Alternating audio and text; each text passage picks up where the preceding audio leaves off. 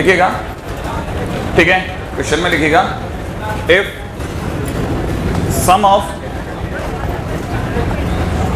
To unit vector is if sum of two unit vector is a unit vector, if sum of two unit vector is a unit vector, लिख लिया, if sum of two unit vector is a unit vector, then find difference between them, then find difference between them.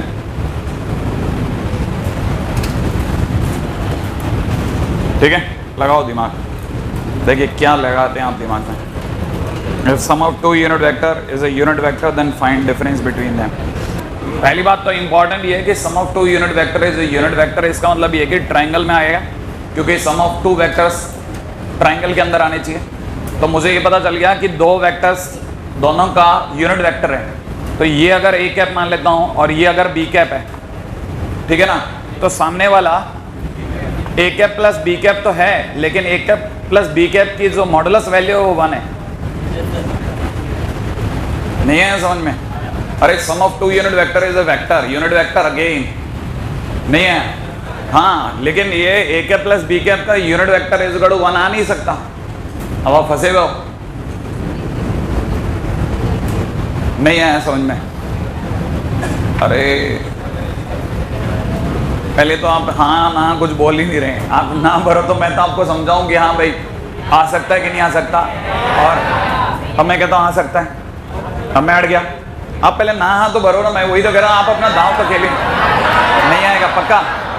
हाँ भाई, जिन लोगों के दिमाग में ये बात पक्की हो गई कि नहीं आएगा उनको बताता हूँ, ठीक है ना। आपको मतलब क्या आएगा कि नहीं आएगा, आप दिमाग ये रखो कि क्वेश्चन वाला कह रहा है कि इस यूनिट वेक्टर और इस यूनिट वेक्टर का सम जो है, ठीक है, वो यूनिट वेक्टर है। यूनिट वेक्टर का मतलब उसका मॉडुलस इज इक्वल टू 1 है। आप तो सीधी सी बात mod A cap plus B cap is equal to 1 रखो, ये खुद गा के बताएगा कि आएगा कि नहीं आएगा। अब इसको कैसे सॉल्व करते हैं? किसी मॉड को सॉल्व करने का एक ही तरीका तो है, स्क्वायर करो, हाँ के ना। अगर आपको लेकिन अब इसका स्क्वायर आना चाहिए, आता है क्या इसका स्क्वायर? हाँ बताइए कैसे। अगर आपने लिखा A cap plus B cap का whole square is equal to 1, फिर ए कैप का स्क्वायर प्लस में बी कैप का square plus 2 A cap dot या क्रॉस डॉट, हाँ क्रॉस प्रोडक्ट तो चल करके नहीं आता कभी भी, नेचुरली तो डॉट प्रोडक्ट ही होते हैं। तो आपने लिखा 2 A cap dot B cap, यही होगा। A cap dot B cap का मतलब हो गया mod A cap mod B cap into cos theta is equal to 1 हो गया। इसकी वैल्यू 1 है, इसकी वैल्यू 1 है, तो 1 + 1 2 इंटू इसकी वैल्यू 1, इसकी value 1 into cos theta is equal to 1। इसका मतलब cos theta is equal to -1/2, सोच लो। इसका मतलब theta is equal to 120 degree. इसका मतलब ए कैप और बी कैप के बीच का एंगल 120, ये हो सकता है क्या? ये वाला एंगल 120 हो सकता है क्या? नहीं, ये कैप तो वैसे, ये तो वैसे भी एंगल भी नहीं है, क्योंकि एंगल तो तब होगा जब दोनों डाइवर्ज हो, ये अंदर आ रहा है और ये एरो बाहर जा रहा है, तो एंगल तो ये वाला 120 है, हाँ या ना? ए कैप और बी कैप के बीच का एक्चुअल एंगल यही है। याद है आपको? कुछ ऐसी बातें हुई थी ना, तो अपने पास में finally cos theta is equal to इतना हो गया। अब क्वेश्चन में वापस आता हूँ, जिनको ये बात यहाँ पे समझ में आ गई उनके लिए आगे चल रहा हूँ। Ready? It is A cap, ठीक है। अच्छा, ये वाली साइड इज बी कैप, ठीक है। आप यूं भी कह सकते हैं कि ये भी ए कैप है, एक ही बात है मेरे लिए। मैं चाहूँ तो इसको शिफ्ट करा लूँ, चाहूँ वहीं रुक जाऊँ। अच्छा, मेरे को चाहिए ए कैप माइनस बी कैप। ए कैप माइनस बी कैप के लिए मेरे को बी कैप का ठीक उल्टा जाना है और उतनी दूरी पे जाना है। नहीं आया समझ में? अगर मैं बी कैप के लिए ऊपर जाता हूं तो मेरे को माइनस बी कैप के लिए पीछे आना चाहिए और उतना ही आना चाहिए जितना उधर जा रहा हूं, तो मेरे लिए माइनस बी कैप हो जाएगा। अरे बी कैप अगर ऊपर है तो माइनस बी कैप नीचे होगा। अब जिस दिन मैं अगर बाय द वे इसको हटा रहा हूं, ठीक है, इसको जरा समझना, ये ए कैप और बी कैप दोनों के एरो एक दूसरे का पीछा करते हुए हैं कि नहीं है? फॉलो कर रहे हैं, फॉलो कर रहे हैं। तो जो ये वाली लाइन होगी वो इन दोनों का सम दिखाएगी और इन दोनों का सम होगा A cap minus B cap. यही वो आपको चाहिए बस। अब आप मेरे को ये बताओ ये कैसे निकालूं? हाँ बताओ बताओ बताओ बताओ, दिमाग लगाओ। आप में से किसी को अगर ध्यान हो तो ये वाला एंगल, तो ये वाला एंगल, ये किस किस के बीच का एंगल है? ए कैप और बी कैप, क्या वाकई में ए कैप और बी कैप के बीच का एंगल 120 है? नहीं है। ए कैप और माइनस बी कैप के बीच का एंगल अभी भी 120 नहीं है। कितना है? 60। ये कह रहे हैं 60 है। कैसे? ये है ए कैप, याद करो, और तीर हमेशा डाइवर्जिंग आउट होने चाहिए, ऐसा बाहर की ओर जाते हुए, बाहर की ओर दिखा। तो एक्चुअल एंगल ए कैप और माइनस बी कैप के बीच का कितना हुआ? 60 डिग्री। अब आप आ जाओ क्वेश्चन के अंदर कि आपको चाहिए mod A cap minus B cap. Mod क्यों? अरे वैल्यू डिफरेंस, डिफरेंस का मतलब तो बी माइनस ए भी हो सकता है और A minus B, it is one in the same thing. तो अगर भाई आप इसकी वैल्यू निकालोगे तो इसकी वैल्यू निकालने के लिए स्क्वायर कर दूं? अरे स्क्वायर कर दूं, या फिर यो समझो तो अंडर रूट में चल लेता हूं, मेरे कोई फर्क नहीं पड़ता।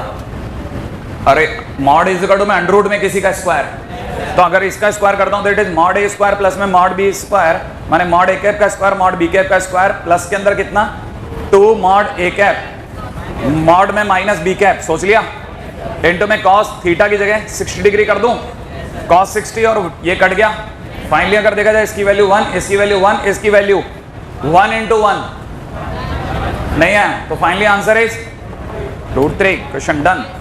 Mod A cap minus B cap is equal to √3। ठीक है। हालांकि आप लोगों ने मेरे को बहुत ज्यादा घुमाया, ये cos theta is equal to -1/2 तक लाना इस तरीके से गलत है। इतना आपको खुद ही समझदारी होनी चाहिए थी कि 2 यूनिट वेक्टर का सम भी यूनिट वेक्टर है, इसका मतलब ट्राइंगल की तीनों साइड 1 1 1 है, और ट्राइंगल की अगर तीनों साइड 1 1 1 है तो it is N equilateral triangle, और इक्विलैटरल ट्राइंगल में अगर अंदर का एंगल 60 डिग्री है तो बाहर का एंगल 120 होगा, तो ये बच जाता मेरा इतना टाइम स्पेस। नहीं समझ में आया है ना? हाँ, आप ऐसा इतना मत दौड़िए, वो तो मेरे को आपको इसलिए लेकर के जाना पड़ा क्योंकि आपने ऐसे कई लोगों ने मना कर दिया कि नहीं हो ही नहीं सकता, तो फिर मैंने कहा चलो पहले तो आप ना भरो, फिर अपन देखते हैं थीटा के लिए कोई पॉसिबिलिटी है क्या।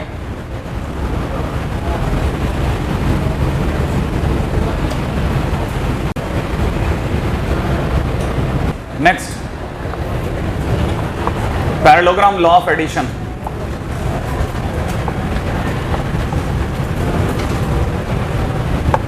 पैरेललोग्राम लॉ ऑफ एडिशन, हाँ भाई याद है किसी को? ऐसा कोई बंदा जो खड़े होकर बता दे कि sir parallelogram law of addition ये होता है। अरे आप तो इसमें क्या, आप तो कॉन्फिडेंट होकर के बोलो, नहीं आता तो भी कॉन्फिडेंस से बोलो कि नहीं आ रहा है ना, और आता है तो हाथ खड़ा कर दो कि सर मैं बता दूंगा।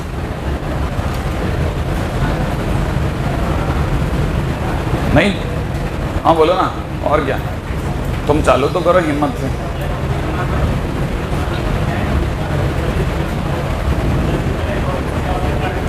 बेहतरीन, बात खत्म कर दिए देने, बहुत सही, बहुत सही, बराबर बराबर। ये बोला कि किसी भी पैरेललोग्राम की 2 लगातार भुजाएं, मतलब 2 एडजेसेंट साइड्स अगर बाय द वे 2 वेक्टर्स को रिप्रेजेंट करती हैं, तो उनका जो उनके बीच से जाने वाला जो डायगोनल होता है वो उनके वेक्टर सम को शो करता है।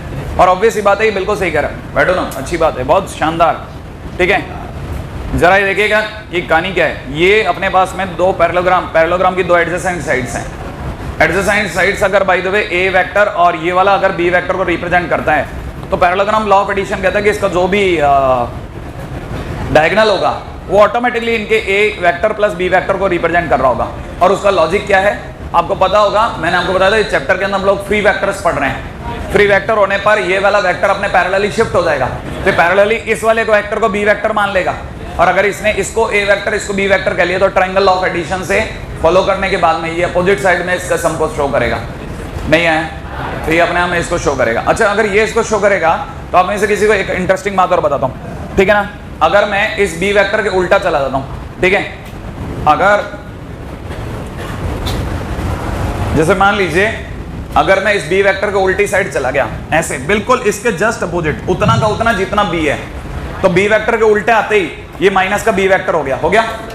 अच्छा, ये ए वेक्टर है, ये बी वेक्टर है, दोनों के एरो एक दूसरे को फॉलो कर रहे हैं। अगर ये फॉलो कर रहे हैं तो जैसे ही मैं इनको मिलाऊंगा ये ऑटोमेटिकली इन दोनों के सम को शो करेगा, तो it is A vector minus B vector, ये हो गया। अब मैं इसको पैरेलली उठा लेता हूं, पैरेलली उठाते ही ये यहां आ जाएगा। नहीं आया समझ में?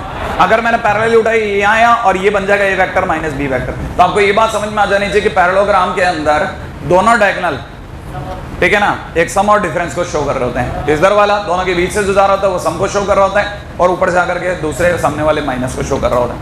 अब आप में से कोई मेरे को ये भी जल्दी से बता दे कि अगर मार्केट में कभी आपको किसी क्वेश्चन के अंदर ए वेक्टर माइनस बी वेक्टर का मॉडुलस मिल जाए तो आप क्या समझते हो इससे? इसके इस डायगोनल की लेंथ, मॉडुलस माने लेंथ, मॉडुलस माने लेंथ, ये समझ लो, ये बात आई समझ में? अच्छा, अगर कल को ये बराबर में मॉडुलस में A vector plus B vector मिल जाए तो क्या समझू? ए प्लस बी वेक्टर का मॉडुलस माने ए प्लस बी की लेंथ नहीं है। अब ये लेंथ और ये लेंथ पैरेललोग्राम है, तब तक तो बराबर नहीं हो सकती, लेकिन अगर बराबर दे रखी है तो पैरेललोग्राम जरूर रेक्टेंगल है। अरे रेक्टेंगल है, स्क्वायर नहीं है। क्या है? रेक्टेंगल। अरे ये बात समझ में आई आपको? आप पहले स्क्वायर बोल गए लगता है, ठीक है? थोड़ा अवेयर रहो यार, ऐसे क्या कर रहे हो आप लोग, ऐसे पिटवा दोगे, ठीक है? हर चीज के लिए पहले उल्टे जाते हो, ठीक है? एनीवे, मेरे को इससे बाद बहुत अच्छे से समझ में आ रहा है शायद कि फिजिक्स के अंदर एक पहला चैप्टर, शायद दूसरा चैप्टर शायद वेक्टर भी होता है ना? उसमें आपने कैसी मतलब भांजी मारी है, ठीक है? सब समझ में आ रहा है अच्छे से कि कैसे छोटी छोटी चीज़ों को लेकर के भी आप घुमा लेते हो। क्या जो दो के बीच में दो वेक्टर, दो यूनिट वेक्टर का सम एक यूनिट वेक्टर नहीं हो सकता? अरे वेक्टर और मैट्रिसेस जैसी दुनिया है ना जिनके अलजेब्रा ही अलग है। यानी ये भी आप ये कॉपी कर लें आप, है ना? ये डायग्राम बना लें, फिर उसके बाद में अपन पैरेललोग्राम लॉ ऑफ एडिशन लिख लेते हैं।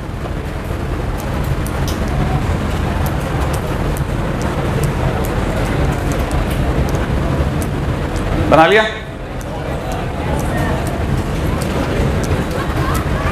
अब जो अपन यहां पढ़ रहे हैं ना, ध्यान रखना, अपने को वेक्टर इसलिए भी अच्छे से पढ़ना होता है क्योंकि वेक्टर का शुरुआती जितना भी है वो सारा का सारा कॉम्प्लेक्स नंबर में उठता है। ध्यान रखना, इसलिए यहां गड़बड़ मत जाना, नहीं तो कॉम्प्लेक्स नंबर वाले को पता चल जाएगा। हाँ, वहां जाता है अपने को तो पता चलेगा, सामने वाले को और पता चलेगा कि वेक्टर में भी भाई ने धुंध मचाई है, ठीक है? हाँ, ये हो गया, यहां तक लिख लिया। फटाफट एक डायग्राम बनाना है आपको, ए प्लस बी लिखना है, ए माइनस बी लिखना है, लिख लिया। अब फटाफट से पैरेललोग्राम लॉ ऑफ एडिशन में लिखेगा, if two adjacent sides of a parallelogram, if two adjacent sides of parallelogram, if two adjacent sides of parallelogram represents a vector and b vector,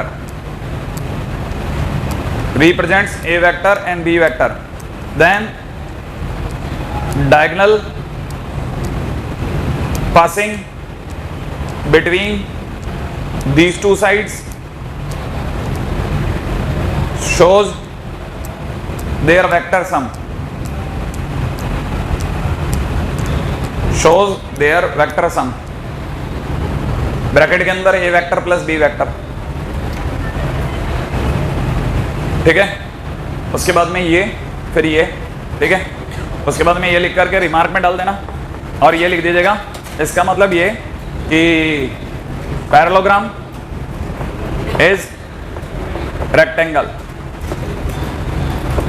अच्छा, एक इंटरेस्टिंग बात और, आप में से कईयों ने अभी एक और नया नोटिस किया, आपके कई दिमाग के अंदर अपन एक स्लॉट और खींचा कि जब भी मॉडुलस दिया जाता है तो उसका इलाज स्क्वायरिंग होती है। आपने अगर स्क्वायरिंग कर दिया तो आप में से कई लोगों को यहां दिखने लग जाएगा mod A square plus mod B square, plus में कितना 2 mod A mod B cos theta, हाँ या ना?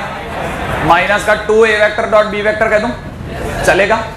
2 A vector dot B vector minus का, और इधर से आपको दिख गया mod A square plus mod B square plus 2 A vector dot B vector. Sure हैं आप? अब दूसरी बात पे जाइएगा, ये भी बड़ी इंटरेस्टिंग बात निकलेगी और इससे और एक धमाकेदार बात अभी समझ में आएगी। फाइनली आपको पता चलेगा mod A square mod B square cut गया, left hand side right hand side का, उधर से रह गया माइनस का 2a डॉट बी, इधर से रह गया प्लस का 2a डॉट बी, दोनों को इधर ले जाओ, 4a dot B equal to 0, 4a dot B equal to 0 में से 4 भाग गया कि मैं तो 0 नहीं दे रहा, कौन फंस गया? a डॉट बी 0 तभी होता है जब a वेक्टर इज, इसका मतलब ये रेक्टेंगल भी नहीं रहा, अब इसे स्क्वायर होना पड़ गया। नहीं आया समझ में? Now it is N square, ठीक है? टर्निंग इनटू स्क्वायर, मैं इस बात को लिख रहा हूं, राइट है भाई? ये देने का क्या मतलब होता है वो समझाया, मॉड ए का स्क्वायर प्लस मॉड बी का स्क्वायर माइनस में 2a vector dot B vector, यही लिख दो, इज इक्वल टू में सामने से कितना मॉड ए का स्क्वायर प्लस मॉड बी का स्क्वायर, ठीक है? प्लस के अंदर कितना 2a vector dot B vector, पढ़ लिया? ये दोनों उड़ा देता हूं, ये दोनों उड़ा देता हूं, फाइनली मेरे पास कितना रह गया 4a vector dot b vector equal to 0। इसका सीधा मतलब निकला a vector is perpendicular to b vector. सही है? हाँ भाई, अब रुको और मेरे को समझाओ, a vector perpendicular to b vector होने का मतलब स्क्वायर होना श्योर हुआ या नहीं हुआ? हाँ, क्यों नहीं हुआ? क्योंकि ये एंगल डायगोनल के बीच का एंगल नहीं हुआ, साइड्स के बीच का एंगल हुआ। तो अभी तक ये रेक्टेंगल ही रहा या स्क्वायर परफेक्ट हो गया? रेक्टेंगल ही रहा। अभी आगे बात, अभी आते हैं इस पे भी। अच्छा, मैं तब तक एक और बात बताता हूं कि अगर, ये भी बड़ी इंटरेस्टिंग बात है, समझ के चलना, अगर किसी ने ये बोल दिया कि पैरेललोग्राम के अंदर ये वाली साइड का नाम A और इसका नाम B, इसका नाम C, इसका नाम D, ठीक है, आगे आने वाले टाइम में काम आएगी ये बात, ध्यान रख लेना बस आप कि हाँ सुना सुना सा है, ठीक है। अगर किसी ने ये बोल दिया मुझे कि AB vector is equal to CD vector, इतना बोलते ही ABCD पैरेललोग्राम हो गया। मैं बताता हूं क्यों। कोई भी दो वेक्टर बराबर तब होते हैं जब उनकी डायरेक्शन सेम हो और उनका मैग्नीट्यूड सेम हो। नहीं है, डायरेक्शन सेम होते ही AB और CD दोनों की डायरेक्शन अगर सेम है तो दोनों को पैरेलल होना जरूरी हो गया। दोनों पैरेलल हुए और बराबर लंबाई के हुए। मान लो दो लाइनें पैरेलल हैं और बराबर लंबाई की हैं, ये दोनों पैरेलल हैं, तो इसका मतलब ये कि ABCD माने आप इनको सबको मिलाओगे, मिलाते ही इसका पैरेललोग्राम होना पक्का हो गया। माने पैरेललोग्राम के लिए आपको ज्यादा बताने की जरूरत नहीं है, सिर्फ ये बराबर ये लिख दो, ऑटोमेटिकली पैरेललोग्राम डिक्लेयर हो जाता है। इस वेक्टर के अंदर बड़ी गजब की दुनिया है, ये क्या धीरे धीरे अनफोल्ड होती है, तब आपको समझ में आता है। अच्छा, और पता है एक एक बात हमारी शीट में दी है और बड़े विचित्र तरीके से दी है। कभी कभार उन्होंने मल्टीपल चॉइस के अंदर जैसे आपको याद होगा तो हमने एक मल्टीपल चॉइस के क्वेश्चन के अंदर मैंने ही बोला था कि आप उल्टा इसके जितने भी ऑप्शंस हैं इनको अपनी कॉपी में कॉपी कर लेना। Adjoint of A into A करके क्वेश्चन था, याद आया? मैंने कहा था कि इसके ऑप्शंस को तो उल्टा कॉपी करना चाहिए।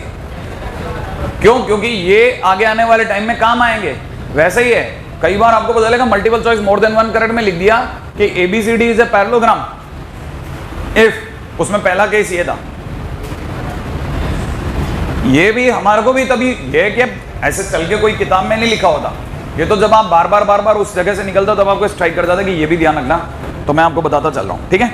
एनीवे आगे बढ़ रहे हैं। जिन लोगों ने यहाँ तक लिख लिया पैरेललोग्राम लॉ ऑफ एडिशन, उसके बाद में एक तो ये तो बिल्कुल एकदम छोटू सा टॉपिक है, ठीक है, अगला टॉपिक ले रहा हूँ, ठीक है। नेक्स्ट टाइटल लिखेगा sum and difference of two vectors, sum and difference of two vectors. हाँ भाई, आई थिंक मेरे को इसमें कुछ भी ज्यादा बताने की जरूरत नहीं पड़ेगी। A वेक्टर अगर A1 i cap plus A2 j cap plus में A3 k कैप है और B वेक्टर अगर B1 i cap plus B2 j cap plus B3 k cap है, तो मेरे को पता है आप में सभी A vector plus B vector is equal to क्या होगा, लिख लेंगे, लिख लेंगे, लिख दीजिएगा, सही है? लिख लेंगे ना भाई, या बताना पड़ेगा? बताइए अंदर आई कैप के पास में क्या होगा? A1 प्लस, अच्छा उसी तरह से A vector minus B vector भी लिख लेंगे।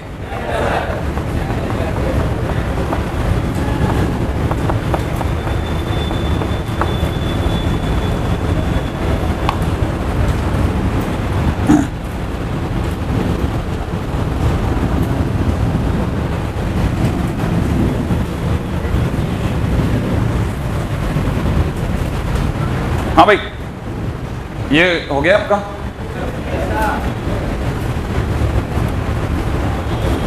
A1 plus B1, A2 plus A3 plus, जरा रुक करके इधर भी आ जाएगा। एक छोटा क्वेश्चन पूछ रहा हूं, इसका नाम O है, ये A है, OA देख लिया आपने? OA लेट से किसी A वेक्टर को रिप्रेजेंट कर रहा है, ठीक है ना? OA किसको रिप्रेजेंट कर रहे हैं? A वेक्टर को। वैसे ओरल क्वेश्चन आप जवाब दीजिएगा, अगर ये OA A वेक्टर को रिप्रेजेंट कर रहा है तो मुझे बताइए एक ऐसा वेक्टर अपनी ही कॉपी में बना करके जो 2A वेक्टर को रिप्रेजेंट करे। कितने लोग बना लेंगे 2A वेक्टर कि ये अगर A वेक्टर है तो 2A के लिए क्या करूं, इसी को बड़ा कर दो, डायरेक्शन बदलूं या यही रखूं? हाँ बिल्कुल, ये बात आपने बढ़िया पकड़ी। अब आप दूसरी जगह फंसोगे, कहेंगे नहीं आ जाओ। अब आपने बात सही बोली लेकिन मेरे को आपसे बुलवानी थी। क्यों? क्योंकि आपको पता है, लेकिन पता है आप तब तक नहीं मानते जब तक आप क्वेश्चन के आपको लिए कोई सिग्नेचर नहीं करते। बेटा तू सही कह रहा है। अब क्वेश्चन में आ जाओ, क्वेश्चन के अंदर बात करेंगे। आप लिखिएगा if P vector is position vector of ortho centre. लिख लिया? If P vector is position vector of ortho centre and G vector is position vector of centroid, right है? and circumcenter has position vector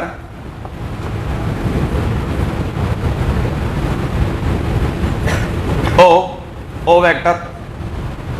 ठीक है? if ये O vector का मतलब O vector bracket में origin लिखा है। अच्छा आगे बोल रहे हैं if P vector is equal to K times G vector find K is equal to question mark.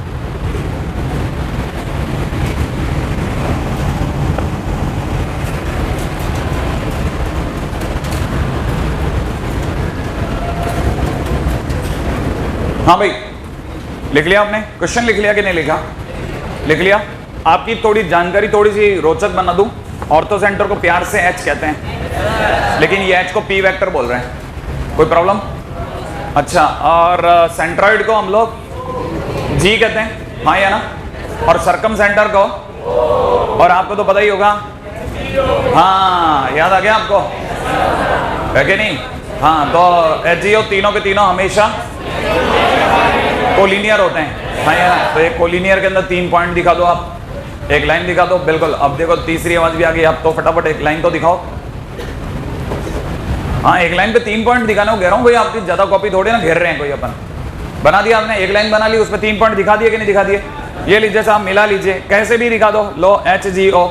अब तो ये तो बता दो कि ये HGO ही होता है या HOG होता है या OHG होता है, कैसा होता है? HGO होता है ना? हाँ भाई आपको तो ये पता ही होगा, ये H है, ये G है, ये O है ना भाई? नहीं? अच्छा ऐसा लिख सकता था क्या? OGH? हाँ कि ना लिख सकता था ना? HGO ही लिखा है ना? अच्छा बताओ अब 2:1 किस साइड से होगा? 2 यहाँ कितना होगा?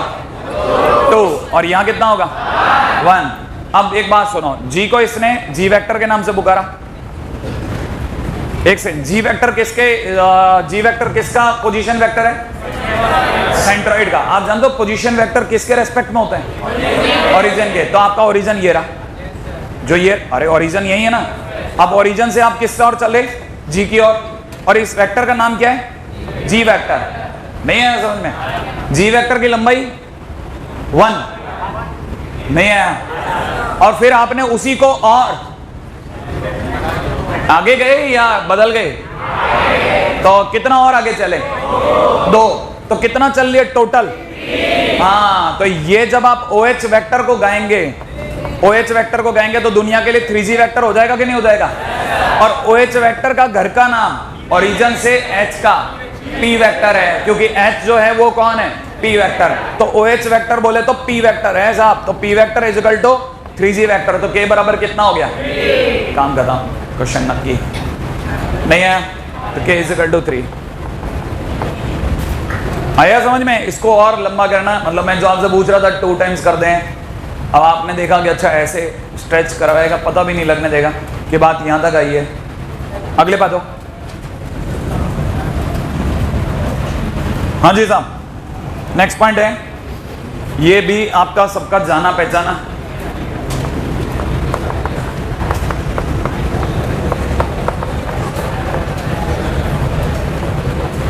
हालांकि कुछ दिनों बाद आपकी कोऑर्डिनेट भी चालू होगी और आपका कोऑर्डिनेट अच्छा है, ठीक है। सेक्शन फार्मूले पे आते हैं। हाँ भाई, सेक्शन फार्मूले के अंदर ये सेक्शन फार्मूला एग्जैक्टली वैसे ही काम करता है जैसा हमारे यहाँ पे कोऑर्डिनेट में करता है, वैसा का वैसा ये सेक्शन फार्मूला। सबसे पहले नंबर पे आता है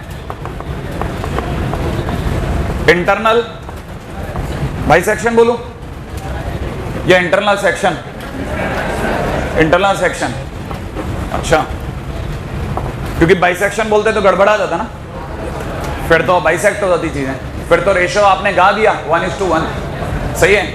अच्छा, इंटरनल सेक्शन फार्मूले के अंदर देखिए 2 पॉइंट हैं, इस पॉइंट का नाम ए, इस पॉइंट का नाम रख देता हूं बी। अब आपको ये बेसिक से समझो, आप बेसिक से इसलिए समझना जरूरी है क्योंकि आप में से कई लोगों को अच्छे से पता है, बस उनको ये बात सुननी है कि वेक्टर में कैसे डिफरेंट है, क्या डिफरेंट है वेक्टर में, और जो हम लोगों ने अब तक 2D पढ़ी है उसमें क्या डिफरेंट है। वेक्टर में और 2D में जो बेसिक डिफरेंस है वो ये है कि उसमें कोऑर्डिनेट सिस्टम होता है, इसमें कोऑर्डिनेट सिस्टम नहीं है। इसमें पोजीशन वेक्टर सिस्टम है, हर किसी की डोरी ओरिजिन से बंधी हुई है, ठीक है ना भाई। तो कैसे काम करता है, उसका एक बार पिक्चर फ्रेम हो जाए तो फिर आप में से कई लोग कुछ कुछ बचा लेंगे। जैसे ये ए है, ये वाला पॉइंट क्या है, बी है, आपने इन दोनों को जोड़ दिया, इस पर कोई एक और पॉइंट आया सी, जिसने इन दोनों को किसी रेशो m:n में डिवाइड मार दिया, ठीक है। अब ए कौन है, ए की डोरी है ना, ओरिजिन क्या तो बंदी है, इट इज ओ ए, ये सी है and it is B vector. तो अब में सभी को पता होना चाहिए कि ओ ए जो है वो कहलाता है A vector, O A is A vector, तो हिसाब से ये ए वेक्टर होना चाहिए, होता ये ए वेक्टर है, लेकिन दिखाते यहां करके हैं कि ए इज ए वेक्टर। ये नीचे कोई नहीं दिखाता डायग्रामेटिकली, कोई बताता तक नहीं कि कहानी में कोई ओरिजिन भी है। जब तक आप सब्जेक्टिव बुक नहीं पढ़ो, एनसीईआरटी वो कोई नहीं बताएगा कि नीचे कहीं कहानी में ओ भी है। वही अकेली बेचारी 2-4 किताबों में से एक बची है जो इस बार, वरना तो सीधा A is A vector, B is B vector गा दिया जाता है।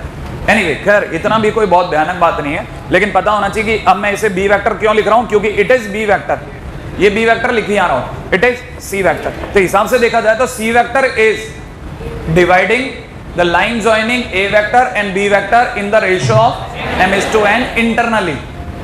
यहां तक की बात समझ में आ गई। अच्छा, इंटरनली में यहां पे इंपॉर्टेंट पॉइंट क्या है, इंपॉर्टेंट पॉइंट ये है कि हर बार जब भी आप सेक्शन फार्मूला लिखें, लिखने के बाद नियम क्या कहता है कि आप एक छोटा सा काम और चला लें कि आप बता दें ये m:n है कौन। जैसे ही आप ये बताने लग जाएंगे, धीरे धीरे आपकी हैबिट ठीक हो जाएगी, माने आपको जो कंफ्यूजन है वो कम हो जाएंगे। आपको बताना चाहिए AC upon BC, AC upon BC is equal to n/n है। ये बात आपको समझ में आ गया, AC अपॉन C भी बोले या BC बोले एक ही बात है। यहां तक बात पकड़ में आ रही है। अच्छा, अब मैं आगे चलता हूं। अगर आपको ये बात समझ में आ रही है तो ये भी पता होगा कि C वेक्टर जो है, ठीक है ना, वो तो आपको फंडा तो क्लियर है ही कि C vector is equal to m times B vector plus में n times A vector divide by नीचे कितना m+n। ये बात यहां रोक दूं तो C वेक्टर इज डिवाइडिंग, आप तो पहले ऊपर जरूर लिख लीजिएगा, ठीक है। C vector is dividing line joining A vector and B vector in the ratio m:n, ठीक है, इन दिस वे। और उसके बाद में C वेक्टर का वैल्यू लिख लेना, C वेक्टर की वेक्टर वैल्यू लिख लेंगे। ये तो हो गया इंटरनल डिवीजन के बारे में बात, बाकी कोई फर्क नहीं है, सब बिल्कुल वही का वही है। हाँ भाई, नेक्स्ट पॉइंट पे आएंगे।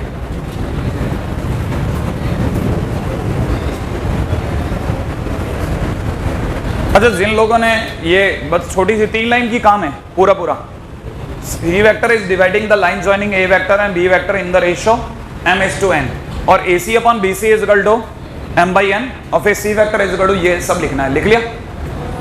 जैसे ही आप ये लिखेंगे फिर मैं अगले पॉइंट पे आऊंगा, ठीक है, फटाफट आइए।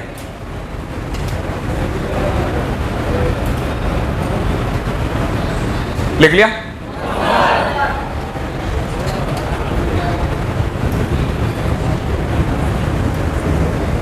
हाँ भाई, जिन लोगों ने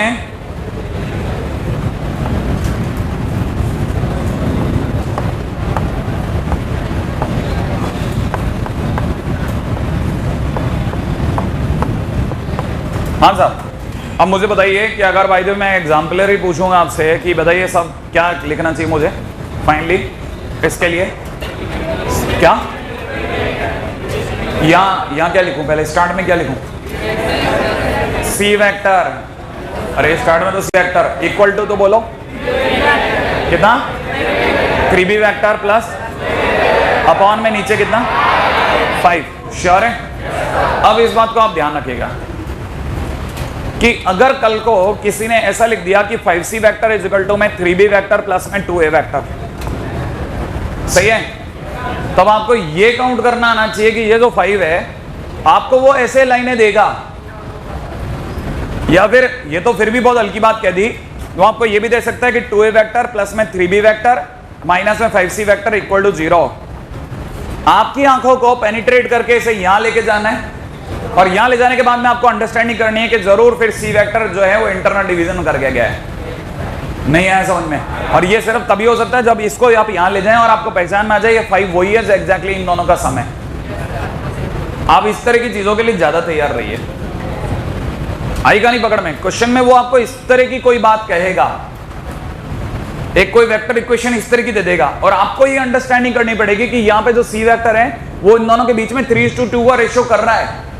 ये आपके लिए सेल्फ अंडरस्टूड है, मतलब मेरे पास में कुछ आपके लिखवाने के लिए कुछ भी नहीं है कि आपको बस बता रहा हूं कि ऐसा होगा, आपको इस तरह की बात देगा, आपको उल्टा जाकर के समझना है, तो तैयार आप इसके लिए भी रहिएगा, ठीक है। अच्छा आगे बढ़ रहा हूं नेक्स्ट।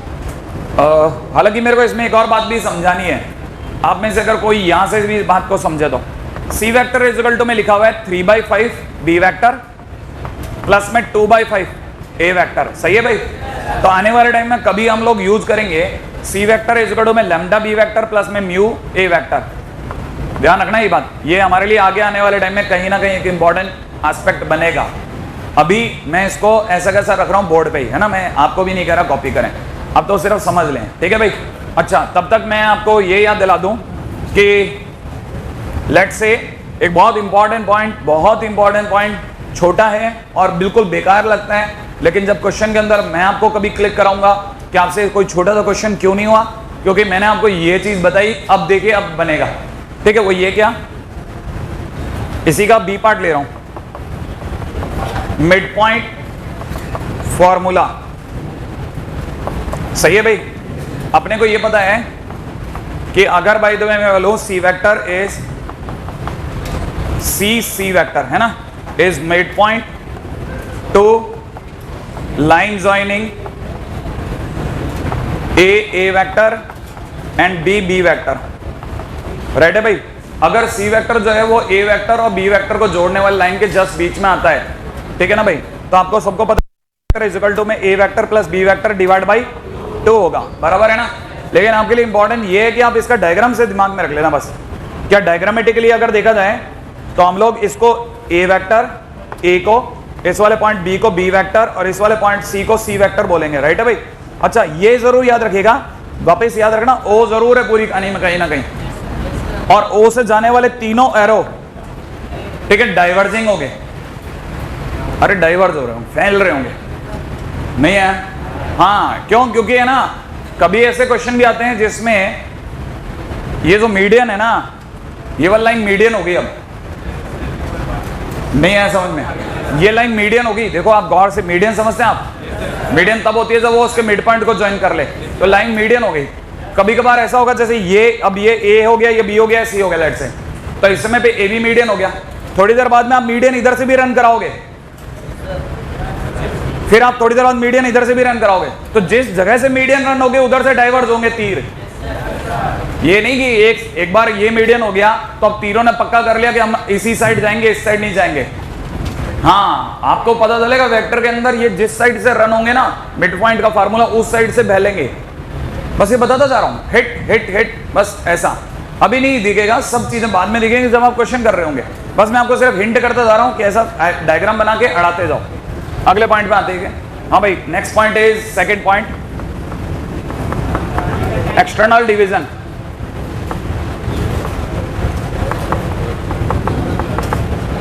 हाँ भाई एक्सटर्नल डिवीजन, अब वो 2a + 3b वाला कॉपी कर रहे हैं क्या? क्यों कर रहे हैं आप? मैं तो ऐसे ही बस आपको हिंट किया है, आगे आने वाले टाइम में काम आएगा बस। हाँ बोलो। और बड़ा? ओ बिल्कुल आराम से, मेरे ही हाथ में, मैं कर दूंगा। आप तो आप मस्त रहो। हाँ भाई ठीक है, इधर तो बराबर दिखता है ना, ट्राई करते हैं। हाँ भाई लिख लिया, ये यहाँ वाला तो हो गया या नहीं हुआ? हाँ अब चलें। हाँ भाई लिखिएगा, if C vector divides the line joining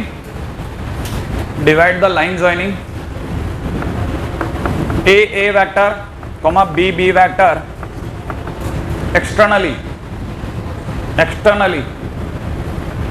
in the ratio m is to n, in the ratio m is to n, in the ratio m is to n, ठीक है। देन अब इसके बाद में आपको पता है कि एक्सटर्नल डिवीजन होने पर हम डायग्राम क्या दिखाते हैं, ए यहाँ हो जाता है, बी यहाँ हो जाता है, ठीक है, और सी को अपन बाहर ले लेते हैं, ऐसे ही तो होता है। और अब की बार ये अपना सी वेक्टर है, ये अपना बी वेक्टर है और ये अपना ए वेक्टर है, बराबर, और ratio m is to n है, ठीक है ना भाई। देखिए दो बातें हैं, एक तो जो अपने जैसी बुद्धि का इंसान है उसका पहला दर्द तो यही होता है कि यार अंदर से डिवीजन तो फिर भी सर समझ में आ जाता है, बाहर से डिवीजन तो बिल्कुल रटना पड़ता है कि बाहर से बैठ के कोई कैसे डिवाइड कर सकता है, क्योंकि वो इमेजिनेशन में नहीं है, तो बाहर से बैठ के कैसे डिवीजन, ये एक्सटर्नल डिवीजन जबरदस्ती घुसेड़ दिया लोगों ने, बाहर से भी कोई डिवाइड करके चला जाता है। तो पहला दर्द तो यही होता है इंसान के, बाहर से कैसे डिवाइड हो सकता है, नहीं हो सकता ना, हाँ नहीं हो सकता, बाहर से देखा तो डिवाइड नहीं हो सकता, नो डाउट। अंदर से डिवीजन तो दिखता है यार, ये बीच में बैठा है m is to n का रेशियो, बाहर से भी m is to n का रेशियो, कुछ भी बोल लेते हो, नहीं ऐसा होता है ना, स्टूडेंट के दिमाग में आता है, मेरे को बहुत सालों तक एक्सटर्नली डिवाइड, ठीक है, ये कोई इलेक्ट्रॉन थोड़ी ना है कि दो इलेक्ट्रॉन के बाहर एक इलेक्ट्रॉन बैठा हुआ है जो बाहर से दोनों पे असर डाल रहा है, अरे ये तो डिवीजन है, इसमें कैसे हो जाएगा खेल। मैंने कहा देख भाई, पहला पॉइंट तो ये पकड़ कि डिवीजन जब भी होता है AC अपॉन BC बराबर m/n होता है, जो पिछली बार सीखा था ना वही पहले तो फंडा है, AC अपॉन BC। देखो साहब, अगर AC की बात करी जाए तो ये आपका m है और BC की बात करी जाए तो ये आपका n है, ठीक है ना। तो पहला दर्द तो ये है कि m/n को रटना कैसे है, कई लोग तो यही नहीं समझ पाते कि m कौन था, तो याद रखना m is to n हमेशा AC अपॉन BC जो पिछली बार सीखा वही है, हर बार वही होगा। यहां तक पकड़ में आ गया, तो C ने m is to n के रेशियो में डिवाइड कर दिया। पॉइंट नंबर 2 पे आते हैं। पॉइंट नंबर 2 ये कि अगर इसे समझना है, ठीक है, रटने का तो शायद मेरा दाना ख्याल है कई लोगों को पता होगा कि ma माइनस nb कर दिया या mb माइनस na करके डिवाइड बाई नीचे m माइनस n हो जाएगा। तो इसको समझने का बहुत सिंपल फंडा क्या है, इसको पकड़ने का तरीका है चटाई का फूल, ठीक है। अब इसको पकड़ने का तरीका सीखो, है ना। अपने घरों में चटाइयाँ होती है ना, आप में से कई लोगों ने कभी अगर घर के अंदर थोड़ा काम वाम करने के दौरान चटाई बिछाई हो, तो चटाई बिछाने पर जैसे अपन ये फैलाते हैं तो वो एकदम पूरा फैल करके एकदम सीधा नहीं गिरता, दूसरी साइड से हल्का सा मुड़ा रह जाता है, फिर अपन उस साइड जाते हैं खोल करके सीधा कर देते हैं, करते हैं कि नहीं करते, ऐसा ही होता है। तो ये ऐसा है जैसे चटाई अंदर मुड़ी रह गई हो, हाँ के ना, क्या ये चटाई अंदर मुड़ी रह गई? अगर ये चटाई मुड़ी रह गई तो अपन जाएंगे और सीधा कर देंगे। अब अगर बाय द वे मैंने इसे सीधा कर दिया तो C तक तो बराबर है और ये B आ जाएगा बाहर घूम करके, इसका मतलब C पड़ जाएगा बीच में, A पड़ जाएगा इधर और B आ जाएगा बाहर। आया कि नहीं आया? अब BC बन जाएगा क्योंकि ये इधर जा रहा था तो n है, पलट के आएगा तो ये माइनस n हो जाएगा। अरे अंदर जा रहा है तो n है, ये यू जाएगा डायरेक्शन में तो n है, घूमेगा तो माइनस n है। नहीं आया समझ में? और ये आपके लिए परमानेंट m है, सोच के देखो, नहीं आया। अब ये A है, ये B है और ये C वेक्टर है। अब बताओ C अपने लिए कौन सा डिवीजन है? इंटरनल। और इंटरनल डिवीजन अपन पुराना फंडा मार देंगे। नहीं आया, पुराना फंडा मारते ही कैसे खेल हो जाएगा ना बेटे। C vector is equal to MB vector minus NA vector, सोच लिया आपने, अपॉन में नीचे कितना m minus n, that's it. तो इसमें क्या एक्सटर्नल डिवीजन है, सब इंटरनली है। अगर आप दिमाग से खेलोगे तो आपको पता है ये अंदर मुड़ा हुआ है, इसको घुमा दे भाई, कहानी पकड़ में आ गई। तो पहली बात तो एक्सटर्नल डिवीजन को लेके बात ही खत्म है ना। इस पूरी कहानी में मैंने दो बहुत इंपॉर्टेंट बातें बोली, अगर आप ध्यान से देखें तो। पहली बात मैंने बोली थी कि इंटरनल डिवीजन और चाहे एक्सटर्नल डिवीजन हो, दोनों में AC अपॉन BC M/N ही होता है, माने दोनों में एक पैसे का फर्क नहीं है, ठीक है। और दूसरी बात, ये जो माइनस है ना, ये सिर्फ आपके मन की भ्रांति है, ठीक है। अच्छा, अब साथ में ये भी दो बातें और बोल दूं, कोऑर्डिनेट के दौरान आपके टीचर्स ने बोली होंगी, अगर आपने क्वेश्चंस SL लोनी से लगाए हैं तो अनुभव भी किया होगा, और मान लो आपने ये सब नहीं किया तो फिर आपको मैं बोल देता हूं कि एक्सटर्नल डिवीजन का पता ही ऐसे चलता है कि डिवीजन का जो रेशियो है वो नेगेटिव आ रहा होता है। सुनते ही पता चलता है कि अगर किसी ने रेशियो नेगेटिव बोल दिया तो जरूर एक्सटर्नली डिवाइड हुए। जैसे मान लीजिए किसी ने बोला -3/2 कि रेशियो दे रखा है -3/2, सुनते ही समझ में आता माइनस माने एक्सटर्नल है और रेशियो 3:2 है, माने m की वैल्यू 3 है और n की वैल्यू 2 है। नहीं आया समझ में? अब यहां पे एक और बात समझना, रेशियो नेगेटिव होने से भी नहीं, वही आप थोड़ा SL लोनी को स्क्रॉल करो तब आपको पता चलेगा 2-4 क्वेश्चन कराने के दौरान आपका दिमाग एक और बढ़िया काम करेगा। आप में से कई लोगों को एक और फंडामेंटल क्लियर होगा कि C ने कोई ठेका ले रखा है कि हर बार A और B तो इधर बैठेंगे और C B के उस साइड जाएगा, C इधर भी तो आ सकता नहीं आया, C A की साइड भी हो सकता था। अगर C B की साइड है तो जो आपका रेशो होगा वो 1 से कम होता है। जैसे मैंने आपके सामने दो रेशो बोले, एक बोला मैंने -3/2 और एक मैंने बोला -1/2। माइनस सुनते ही एक्सटर्नल डिवीजन पक्का हो गया, लेकिन अगर -1/2 है तो जरूर C A वाली साइड पे आया हुआ है, और अगर -3/2 है तो जरूर C B वाली साइड पे गया हुआ है। ऐसे कुछ लोग छोटी छोटी चीजों को अंडरस्टैंड कर जाते हैं। अच्छा सर, क्या इतना गहराई में जाना जरूरी? ना ना ना, बिल्कुल जरूरी नहीं है। आप तो नॉर्मली ये डायग्राम बनाओ, दुनिया इसी से काम चला लेती है, आपका क्यों नहीं चलेगा? आप ज्यादा साइंटिस्ट होने की मत सोचो, बस आप सिर्फ ये सोचो कि करना कैसे है। क्वेश्चन खत्म करके आपको तो 12th के बाद अगले अच्छे इंजीनियरिंग कॉलेज में जाना, दैट्स इट। खोपड़ी नहीं लगानी आपको, आप तो बस जैसे खत्म और अगला, खत्म और अगला, उसके बाद अगला अगला अगला, टारगेट टारगेट टारगेट, बस दैट्स इट। ज्यादा दिमाग नहीं लगाना है। तो 12वीं में भी कोई दिमाग लगाएगा क्या? ठीक है, हाँ 12वीं में कोई दिमाग लगाएगा कि 12वीं में क्या है, 12th ही तो है। जैसे आप तो आप 10th को कैसे देखते हो, ठीक उसी रेस्पेक्ट में आप 12th को देखो। आप 10th में दिमाग लगा रहे हैं यार इतना नहीं। 10th में करना क्या है, बोर्ड में पास होना है, 92% 95% more than sufficient, that's it, रोक लो। सही है, वैसे ही आपको इसमें भी दिमाग लगाओ इतना कि बस ठीक है यार, DR थोड़ी लगाना आपने, डॉक्टर PhD करनी है क्या? हाँ चलना है आगे। ये आपको डिवीजन समझ में आ गया। अब अगले पॉइंट में रिमार्क में डालिएगा फटाफट से। क्वेश्चन करने के दौरान रिमार्क काम में आता है, ठीक है। If ratio is not given, remark number 1, if ratio is not given then take it K:1. If ratio is not given then take it K:1. Ratio कभी भी नहीं दिया था ना, तो K:1 ले लेना। अच्छी किताबें इसे λ:1 लेती हैं ताकि आधे बच्चे तो भाग जाएं, क्योंकि K:1 पे तो फिर भी 2-4 रुक जाते हैं, समझ जाते हैं K तो लेना था, लैम्डा तो सुनते ही भाग जाता है बच्चा, है कि नहीं? Psychological effect. अगले पे आ जाइएगा, ठीक है।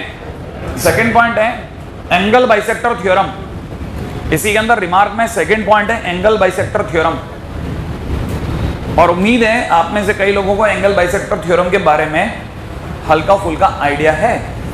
जिनको नहीं है वो अभी जान जाएंगे, ठीक है। ये एंगल बाइसेक्टर थ्योरम क्या कहती है? ये एंगल बाइसेक्टर थ्योरम कहती है कि आपका ट्रायंगल अगर ऐसा है और ये उसका इंटरनल एंगल है, तो इंटरनल एंगल का जो भी बाइसेक्टर होगा वो सामने वाली साइड को उसकी कॉरस्पॉन्डिंग साइड्स के रेशो में डिवाइड करेगा। ये बात आपके समझ में आ गई? ये A है, ये B है, ये C है, तो C के सामने वाली साइड स्मॉल c होगी और B के सामने वाली साइड स्मॉल b होगी। तो ये जो रेशो होगा AD का, दैट विल बी C:B। हाँ, ये बात आपके समझ में आई? This is your angle bisector theorem. अब पहले आप इसको लिख लें, पहले मतलब डायग्राम बना ले, ठीक है ना। नॉर्मली हम लोगों को जब तक ये पता नहीं होता, हम सोचते हैं एंगल बाइसेक्टर सामने वाले को मिड लाइन पे ही टच करेगा, मिड पॉइंट पे ही मिलेगा। नहीं, ऐसा not necessary. It is necessary only and only when triangle is either isosceles और इक्विलैटरल ट्रायंगल। तो पहले तो आप डायग्राम ऐसा बना लें, बना लिया। और फिर एक लाइन लिख लें,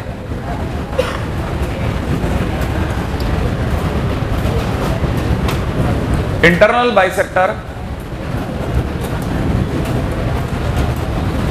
bisector line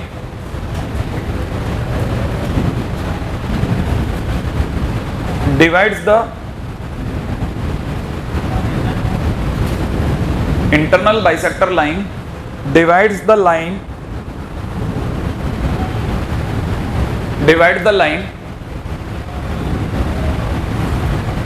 in the ratio of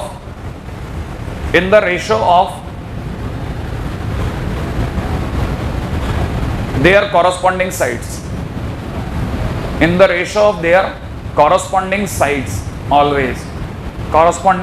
sides always, ठीक है भाई। इंटरनल बाइसेक्टर लाइन अपने सामने वाली लाइन को अपने कॉरस्पॉन्डिंग साइड्स के रेशियो में काटती है। ये कॉरस्पॉन्डिंग का मतलब ये होता है रेस्पेक्टिव, माने इधर वाला सी है तो इधर वाला सी होगा, इधर वाला बी है तो इधर वाला बी होगा।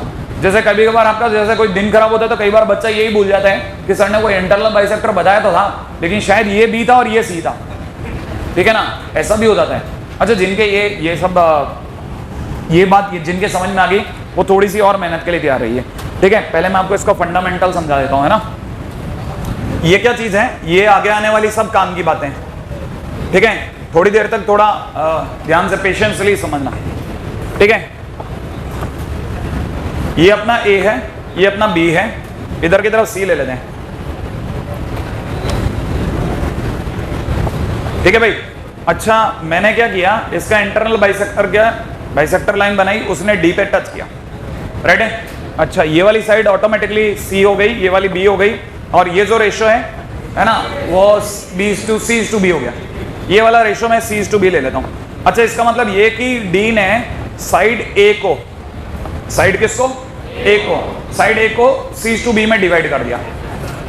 बात समझ में आ रही होगी यहां तक। अच्छा, पहले मैं आपको ये बता देता हूं, इसकी वेक्टर वैल्यू ए वेक्टर है, इसकी वेक्टर वैल्यू बी वेक्टर है, इसकी वेक्टर वैल्यू सी वेक्टर, बराबर है। तो पहली बात, अगर किसी ने मेरे से डी की वेक्टर वैल्यू मांगी तो डी क्योंकि पूरी कहानी को C/B में डिवाइड कर रहा है, और अभी मैंने ताजा इंटरनल डिवीजन पढ़ा है, तो मैं जानता हूं कि डी आज सी का रोल निभा रहा है। ये दोनों ए और बी में आ गए हैं, और एम और एन की जगह सी और बी लग गया है। तो मेरे लिए D vector is equal to क्या बन गया, D vector is equal to में C vector plus B vector divide by B plus C. ये बात समझ में आ गई आपको? नहीं आया? यहां तक तो आ गया होगा, उम्मीद है, इतना कोई भयानक बात नहीं थी। तो ये पहली तो वैसे ही इसका आना ही बड़ा इंटरेस्टिंग है, C vector plus B vector divide by B plus C, है ना। ये दिखने में बड़ा इंटरेस्टिंग दिखता है। एनीवे, दूसरी बात सुनिएगा, ये इसका डी का वेक्टर वैल्यू, मेरे को जैसे मैंने बी के आगे बी वेक्टर लिखा, मेरे को यहां लिख लेना चाहिए कि right now it is C vector plus B vector divide by B plus C. मेरे को ये लिख लेना चाहिए, लिख लिया मैंने, है ना भाई। अब मैं आता हूं दोबारा आगे, यहां तक बात समझ में आ गई? अरे इतना उदास क्यों हो रहे हो, ठीक है। अच्छा, अब दूसरी बात सुनो, ये आप जानते हैं ये कौन है, इंटरनल बाइसेक्टर लाइन, हाँ या ना। अगर मैंने गलती से एक और इंटरनल बाइसेक्टर लाइन लगा ली तो आपको पता होना चाहिए, दो इंटरनल बाइसेक्टर लाइनें जहां काटती है वहां आई जन्म जाता है। नहीं आया? तीसरा तो बस सिर्फ पास होकर के नाटक करते हैं, दो ने देने होता है आई दे चुका होता है, हाँ के ना। अच्छा, जिनको ये पता है कि ये भी एक इंटरनल बाइसेक्टर लाइन है ना, तो मैं एक काम करता हूं, इस लाइन को थोड़ा आधा करता हूं। ये ट्रायंगल के अंदर, यही इंटरनल बाइसेक्टर लाइन, ये ट्रायंगल के अंदर भी, इस ट्रायंगल समझ रहे हैं आप, ये ट्रायंगल के अंदर भी ये इंटरनल बाइसेक्टर है ना भाई? नहीं है? अब अगर ये इंटरनल बाइसेक्टर है तो एंगल बाइसेक्टर थ्योरम काम करेगी, क्योंकि इंटरनल बाइसेक्टर में एंगल बाइसेक्टर थ्योरम काम ना करे मतलब ही नहीं है कोई, ठीक है ना। अब मुझे पता है ये वाली साइड सी है, तो ये इस रेशियो के अंदर, माने इस पॉइंट का ये जो आई है ना, इसमें ये वाली साइड का रेशियो C/2 कुछ होगा। अब ये कुछ तो तब निकलेगा जब ये साइड अपने बारे में बता दे, भाई मेरी कितनी लंबाई है, लंबाई के बगैर मैं कुछ कर ही नहीं सकता, अब मेरे को लंबाई चाहिए। अब लंबाई को भी समझना, एक बार बहुत पहले भी अपन ने शायद इस पे बात करी थी, आपको याद होगा, तो अपन ने कहा था 10 kg आलू को, कितने 10 kg आलू को, ठीक है, अगर मेरे को 2:5 में डिवाइड करना है, तो जो 2 वाला हिस्सा होगा वो होगा 2/2 + 5 × 7, सही है। और जो 5 वाला हिस्सा होगा वो 5/2 + 5 × 10, आराम से सोचो, नहीं है यार। ये आपने 10th शायद 6th से या पता नहीं जब भी रेशियो पढ़ा होगा तब पढ़ा होगा कि 10 को कैसे 2:5 में डिवाइड करते हैं। तो जो 2 वाला पार्ट होता है वो 2 अपॉन टोटल, याद है आपको? तो अब अगर देखा जाए तो मेरे पास में ये जो है ये A है, इसको किसी ने C/B में डिवाइड करा है, तो जो C वाला पार्ट है, ठीक है ना, वो अपने आप में होगा C upon B plus C into A। सोच लिया आपने? यहां पे सब लेंथ है, कोई वेक्टर नहीं है।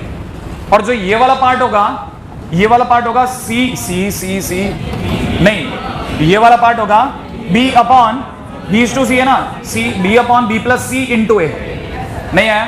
हालांकि मेरे को उस पार्ट की जरूरत नहीं है, मेरे को सिर्फ इतना पार्ट चाहिए था, क्योंकि ये ट्रायंगल जो है चिल्ला चिल्ला करके कह रहा था मेरे को इतनी लंबाई दो, क्योंकि जो यहां की लंबाई होगी वो यहां लगेगी। सही है, रेशो में लगेगी। अच्छा, जैसे रेशो में लगी तो मुझे पता है रेशो के अंदर, ठीक है ना, इस आई को अंदर बैठा लेते हैं। रेशो में C अपॉन C/2 ये वाली लगा दूं, AC divide by B plus C। सही है? आप में से अगर किसी को एतराज नहीं हो तो मैं इसको रखते हुए इसको तो उल्टा डार्क कर देता हूं, रेशो रखते हुए एक्चुअल रेशो दिखा देता हूं। एक्चुअल रेशो में क्या होता है? कुछ नहीं, डिवाइड में आता है हर चीज। अरे किसी ने A/B लिखा तो इसका मतलब A/B होता है, तो C/2 ये लिखा है, इसका मतलब C/A हो गया। C/A होता है, C कट गया, हाँ के ना। और B प्लस C ने कहा मैं ऊपर जा रहा हूं, तो बताया आपको एक्चुअल रेशो आ गया B प्लस C/A। नहीं आया? ये बात समझ में आई आपको? अब आप में से कई लोगों को समझ में आया कि ये जो I है इस लाइन को B प्लस C/A में डिवाइड कर रहा है, और ये डिवाइड करते ही मर गया। कैसे मर गया? मैं अब इसका I के वेक्टर वैल्यू बोल रहा हूं। सोचना, I की वेक्टर वैल्यू होगी A टाइम्स दिस और B plus C times D। तो मैं I की वैल्यू बोल रहा हूं साहब, I इज इक्वल टू हो गया A times A vector plus में B प्लस C टाइम्स ये पूरा D का कितना लिखना है, CC vector plus BB vector divide by कितना, B plus C and whole divide by, है ना, इन दोनों का sum A plus B plus C। क्या ये बात समझ में आई? और ये समझ में आ गया तो ये उड़ गया।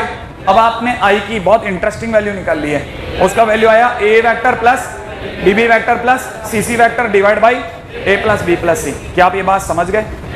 लीजिए साहब, आपने I की वैल्यू निकाल ली, और इस बहाने से आपने एक क्वेश्चन भी समझ लिया, इंटरनल डिवीजन का असली क्वेश्चन। ठीक है, जब आप इतने लेवल पे खेलने लग जाए तो समझ जाना मतलब अब ठीक ठाक आता है। रेशो में अब आपको कुछ और भयानक करने की जरूरत नहीं है, अगर आप ये सब कर जाएं तो। एक बड़ा डायग्राम बना लेना, है ना, दिल खोल के, ठीक है, हाँ, जिसमें आप ABC दिखा पाए, है ना।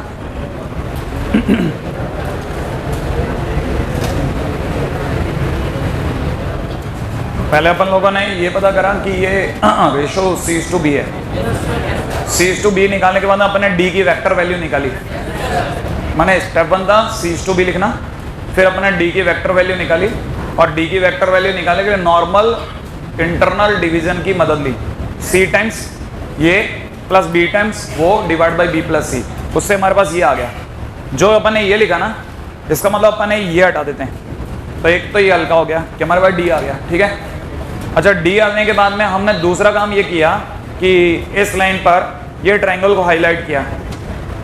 अब हमने एक और इंटरनल बाइसेक्टर लाइन खींची, दो इंटरनल बाइसेक्टर लाइनें जहां एक दूसरे को काटेंगी उस जगह का नाम I होता है। लेकिन पंगा क्या था कि जब मैं इस ट्रायंगल को हाईलाइट कर रहा था तो मुझे पता था कि इस लाइन ने एंगल बाइसेक्टर थ्योरम फिर यूज करवा ली, और एंगल बाइसेक्टर थ्योरम तभी यूज हो सकती है जब मेरे पास में उसकी कॉरस्पॉन्डिंग साइड की लंबाइयां हो। तो मेरे पास इस साइड की लंबाई तो पड़ी थी C, लेकिन मेरे पास इस साइड की लंबाई नहीं थी। आई बात समझ में? अब मेरे पास अगर इस साइड की लंबाई नहीं थी तो मैंने क्या किया, वो आलू वाला फंडा लगा के इस साइड की लंबाई निकाली। नहीं आया समझ में? अब वो फंडा लगा करके जैसे मेरे पास लंबाई है वो है AC upon B plus C, तो मैंने तुरंत कहा दिया कि I ने इस लाइन को C upon AC upon B plus C के रेशो में डिवाइड करा है। CC कट गया, B प्लस C ऊपर चला गया, तो एक्चुअल रेशो यहां से प्रकट हो गया। Ratio was B plus C/A। अब वापस इस जगह ने, माने इस पॉइंट ने इंटरनल डिवीजन लगाया। इंटरनल डिवीजन माने A ने मल्टीप्लाई करा उसको, B प्लस C ने मल्टीप्लाई करा D को, मल्टीप्लाई करते ही ये वाला फंडा लग गया। ठीक है, और फिर सॉल्व करके आंसर आ गया, है ना, वन लाइन में। अच्छा, अब मैं अगला क्वेश्चन पूछता हूँ, ठीक है, सोच के जवाब देना, ठीक है, अच्छे नॉर्मल लेवल का क्वेश्चन है। किसी ने कभी अगर मुझे ये बोल दिया कि ये जो ए वेक्टर लिखा है किसी बुक में, मेरे को मान लीजिए लिखा हुआ मिल गया BC mod BC vector, mod BC BC vector plus mod AB AB vector plus में मॉड AC AC वेक्टर, तो क्या वो सही कह रहा है या बेवकूफ बना रहा है? सोच लो आप जरा, mod AB plus mod BC plus mod AC, ये क्या पंगा क्या है? आपको पता है ये मॉड BC का मतलब ए के सामने वाली साइड की लंबाई है, BC मतलब BC, समझ में आया? BC वेक्टर माने ये ए। तो कई बार ऐसा भी होगा, ध्यान रखना, ये छोटी छोटी बातें, ठीक है, कि आपको ये वो इस तरह से परेशान करेगा ही करेगा, ठीक है। आगे बढ़ रहा हूं, नेक्स्ट पॉइंट, ये इंटरनल बाइसेक्टर पे बात होगी।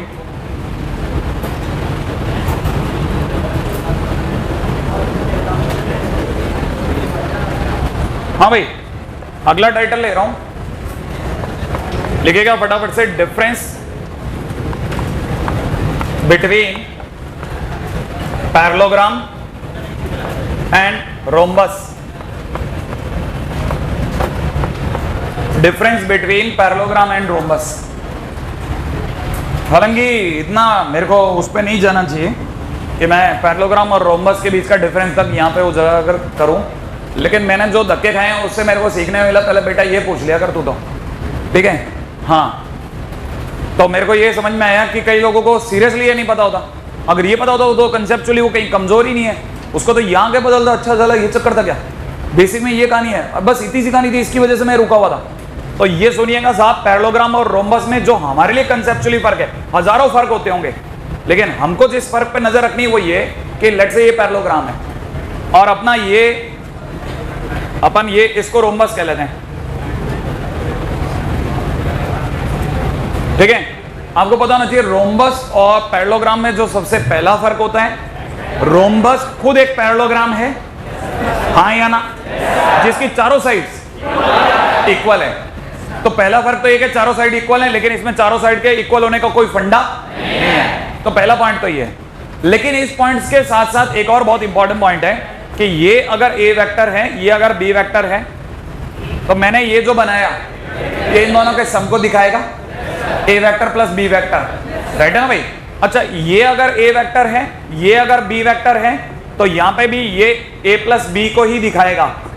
लेकिन इंपॉर्टेंट पॉइंट क्या है, सुनो आप, इंपॉर्टेंट पॉइंट ये है, पैरेललोग्राम में ऐसा कोई चक्कर नहीं है कि ये एंगल और ये एंगल बराबर होगा, ये एंगल और ये एंगल बराबर नहीं होते हैं, जबकि इसमें ये एंगल और ये एंगल बराबर होते हैं। इंपॉर्टेंट पॉइंट है कि रोम्बस पैरेललोग्राम की वो नस्ल है जिसके अंदर डायगोनल जो होता है वो बेसिकली इंटरनल एंगल बाइसेक्टर होता है, ठीक है ना। काम की बात समझ में आई आपको? इसीलिए रोम्बस बन जाए तो मजा आ जाता है। अब कहां मजा आएगा वो आपके लिए अगली बात है, पहले तो आप ये लिख लीजिएगा, डायग्राम बना लिया, लिखने के बाद में लिख लीजिएगा, डायग्राम बनाइए और नीचे लिखेगा diagonal is not an angle bisector, diagonal is not an angle bisector, ठीक है। इसमें लिखेगा in rhombus it is an angle bisector, right है।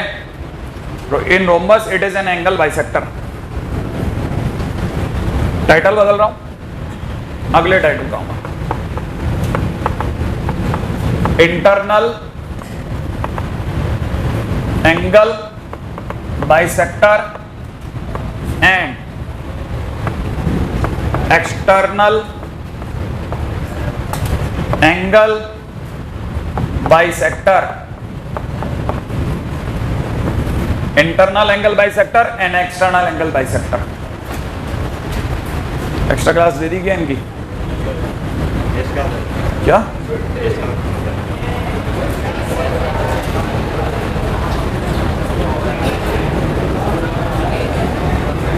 बात करें, बहुत इंपॉर्टेंट पॉइंट पे बात हो रही है, इसलिए प्लीज है ना ध्यान से ही रहिएगा।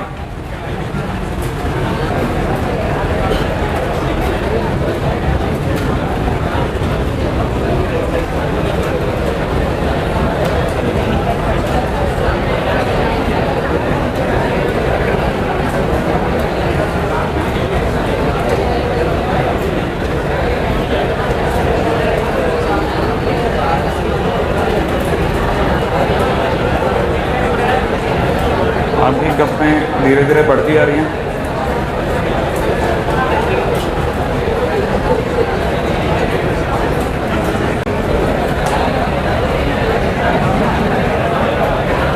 हाँ भाई, देखिए ये ए वेक्टर है, सही है, ये अपना बी वेक्टर है, ठीक है। अच्छा, देने वाला आपके लिए ऐसे नाप तोल के तो देगा नहीं कि भाई सामने वाले को ए वेक्टर और बी वेक्टर इक्वल लेंथ का दो, तो आपको ए वेक्टर और बी वेक्टर अलग अलग मैग्नीट्यूड के मिल सकते हैं, अलग अलग मैग्नीट्यूड के मिल सकते हैं ना। अच्छा, जो अपने लिए जो इंटरनल एंगल बाइसेक्टर होगा, हम कैसे उसे डिफाइन करेंगे कि इंटरनल एंगल बाइसेक्टर बन गया या नहीं बन गया। तो यहाँ पे क्या करते हैं ना, इस बात को समझने की कोशिश करना कि अगर बाय द वे मैं ये जो मेरे को जो ए वेक्टर दिया जा रहा है, ठीक है ना भाई, मेरे को जो ए वेक्टर दिया जा रहा है, ठीक है, ए वेक्टर और बी वेक्टर की लेंथ अगर अलग अलग है और मैंने अगर ऐसे करके कोई एक पैरेललोग्राम बना डाला, तो जो इसका डायगोनल बनेगा वो ए वेक्टर और बी वेक्टर के बीच के एंगल को डिवाइड नहीं करेगा, क्योंकि वो तो पैरेललोग्राम है। और इंटरनल एंगल बाइसेक्टर तो तभी बन सकता था जब ये रोम्बस होता। अब मैं फंस गया, कैसे फंस गया, मैं ए वेक्टर तो ठीक है, ऐसा तो है नहीं कि मैं कोई कैंची लेके बैठ जाऊं कि भाई बी वेक्टर को अपन बराबर करेंगे पहले। तो पंगा ये है कि हमारे को ये तो समझ में आ गया कि अगर इस पे गलती से कैसे भी करके एक रोम्बस बन जाए तो जो उसका डायगोनल होगा वो मेरा काम निकाल देगा, लेकिन प्रॉब्लम ये मैं इसको इस दोनों को बराबर कैसे करूं। तो यहां पर लोगों ने बड़े समझदारी से, पहली बात तो आपको ये समझ में आ गया होगा कि मैंने इसको पहले क्यों उठाया, क्योंकि अगर मैं ये कहता कि ये एक पैरेललोग्राम है, बताओ इसका जो डायगोनल होगा वो इक्वली डिवाइड करेगा कि नहीं करेगा, तो शायद आपकी मन की आंखें, माने आपकी इमेजिनेशन हाँ बढ़ जाती, क्या हाँ हो सकता है कर जाए सर। लेकिन अब मैं आपको पहले समझा चुका हूं कि इन दोनों में बेसिक फर्क क्या है, तो रोम्बस होने पे ही डिवाइड करता है। तो अब आपको पता है रोम्बस तो सर बन नहीं सकता, ये ए है ये बी है, दोनों की लंबाई अलग अलग है, तो करोगे क्या। इस जगह पे मदद करता है हमारा यूनिट वेक्टर। यूनिट वेक्टर कहता है मैं दोनों में हूं, ए वेक्टर का यूनिट वेक्टर ए कैप होगा और बी वेक्टर का यूनिट वेक्टर बी कैप होगा और दोनों की लेंथ बराबर होगी। हाँ यार, तो हम क्या करेंगे, ये जो ए है इसका स्मॉलेस्ट यूनिट माने ए कैप ले लेते हैं। इतनी दूरी तक अगर मुझे पता चल गया कि ए कैप आया, तो मुझे पता है इधर बी वेक्टर लेते ही यहां पे बी कैप हो जाएगा और ए कैप और बी कैप की लंबाइयां बराबर होगी, और मैं इस पे एक छोटा सा रोम्बस बनाने की सोच लूंगा। क्या ये बात समझ में आई। जैसे ही रोम्बस बनेगा, ये रोम्बस बना और मैं इसका डायगोनल बनाऊंगा।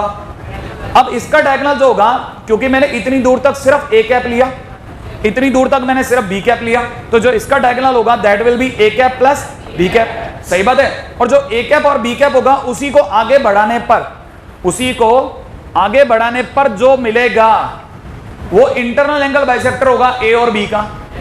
हाँ या ना। और क्योंकि मैंने इसे आगे स्ट्रेच किया है तो मेरे लिए इसको ए कैप प्लस बी कैप बोलना गलत हो जाएगा, क्योंकि ए कैप और बी कैप तो यहीं तक ही है। तो मैं इसको बोल सकता हूं lambda times A cap plus B cap. याद रखना A cap plus B cap, तो इसलिए याद रखना internal angle bisector of A vector and B vector is lambda times A cap plus B cap होता है। क्या ये बात समझ में आई। तो याद रखिए पहले पॉइंट तो ये कि हम लोग लिख सकते हैं internal angle bisector of A vector and B vector is lambda times A cap plus B cap. सही है।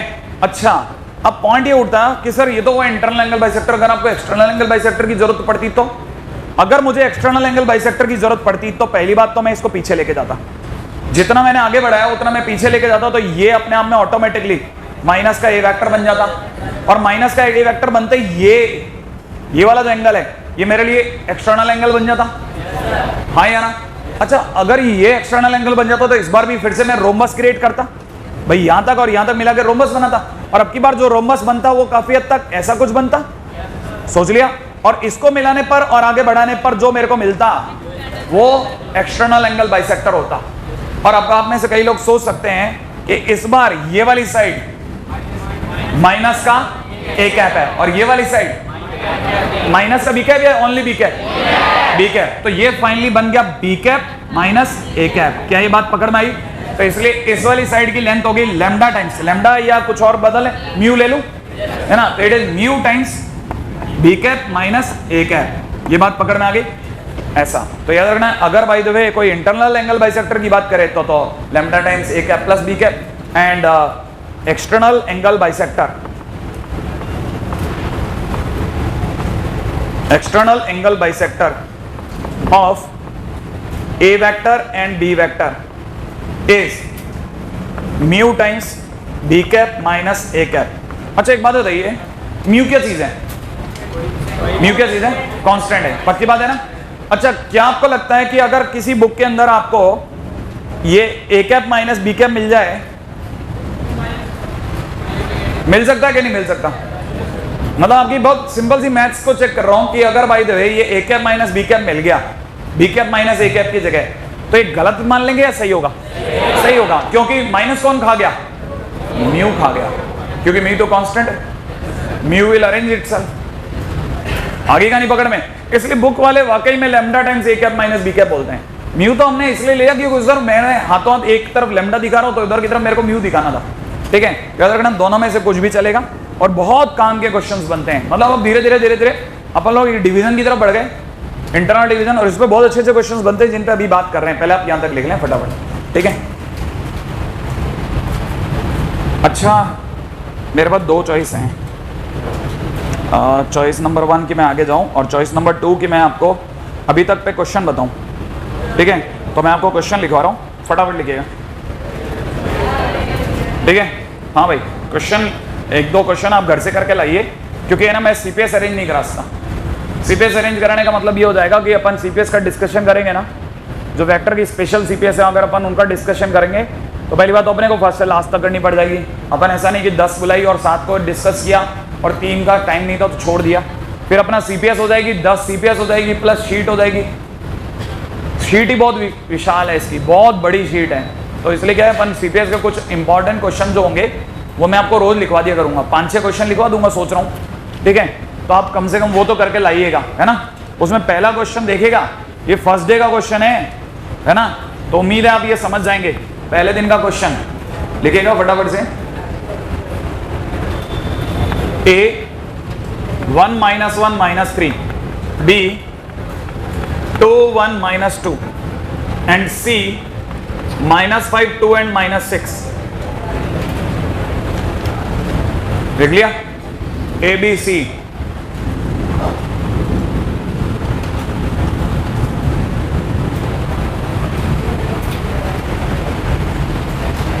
हाँ भाई, ए बी सी मैंने जो लिख लिया लिख देना। Are position vector, are PV of vertices, are position vector of vertices of triangle ABC, are position vector of vertices of triangle ABC. ठीक है, लिख लिया? ये अपने आप में पीवी ऑफ ट्रायंगल एबीसी है, position vector of vertices of triangle ABC. Length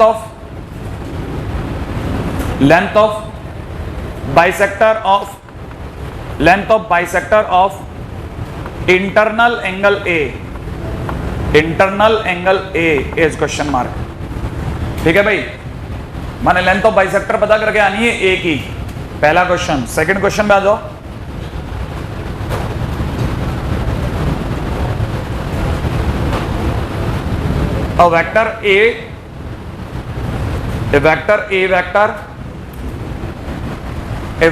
A vector has a component 2p and 1,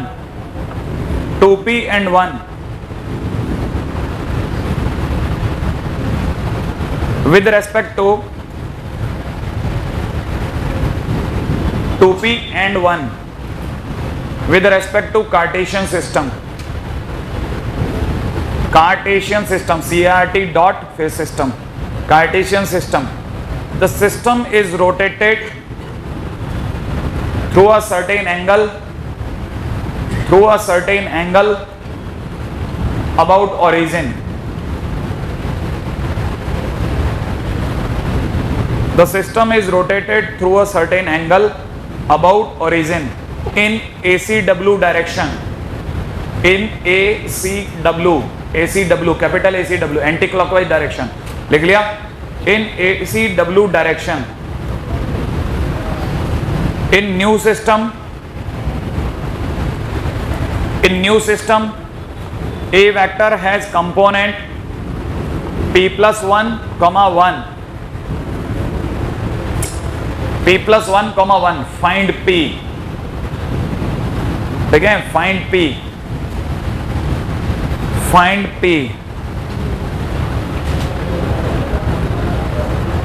ठीक है भाई, लिखिएगा अगला क्वेश्चन. सेकंड के बाद थर्ड क्वेश्चन पे आ जाओ. Number of vectors of unit length. Number of vectors of unit length perpendicular to vectors. A vector is equal to 1 1 0 and B vector is equal to 0 1 1 is question mark. Number of vectors of unit length perpendicular to vectors. A vector 1 1 0 and 0 1 1 B vector. लिख लिया? हाँ भाई, अगले पे आ जाइएगा. ठीक है, question number 4. 5 चलेंगे, है ना? 5, क्योंकि 5 लिखने में भी प्रॉब्लम है ना भाई. लिखिएगा alpha beta gamma belongs to R. लिख लिया? Alpha beta gamma belongs to R. The points whose position vectors are alpha I cap plus beta j cap plus gamma k cap, comma beta I cap plus gamma j cap plus alpha k cap, comma gamma I cap plus alpha j cap plus beta k cap form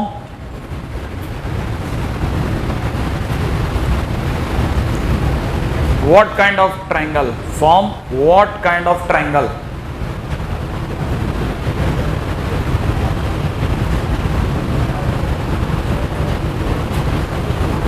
लिख लिया? हाँ भाई, आगे लिखिएगा. अगला question है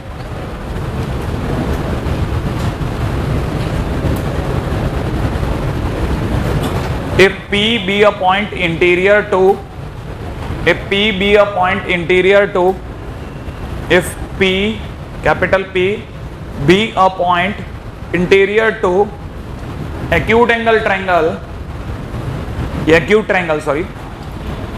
if P be a point interior to acute triangle ABC, if PA vector plus PB vector plus PC vector is a null vector,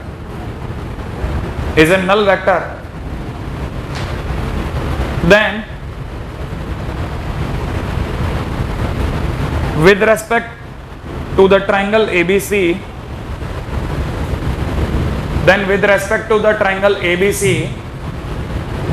point P is question mark. सही भाई, point P is question mark. ये 5 हो गए साहब. अब ये जितने भी है देखो, अभी तक अपन ने डॉट प्रोडक्ट का एक भी नहीं उठाया. अभी तक इनमें से एक पे भी डॉट प्रोडक्ट यूज नहीं होगा. सब बिना डॉट प्रोडक्ट के क्वेश्चंस हैं और बहुत अच्छे क्वेश्चंस माने जाते हैं. तो कल कर लेंगे, है ना भाई. अच्छा, शीट अपनी वेक्टर की इसी में है ना, मैट्रिक्स में.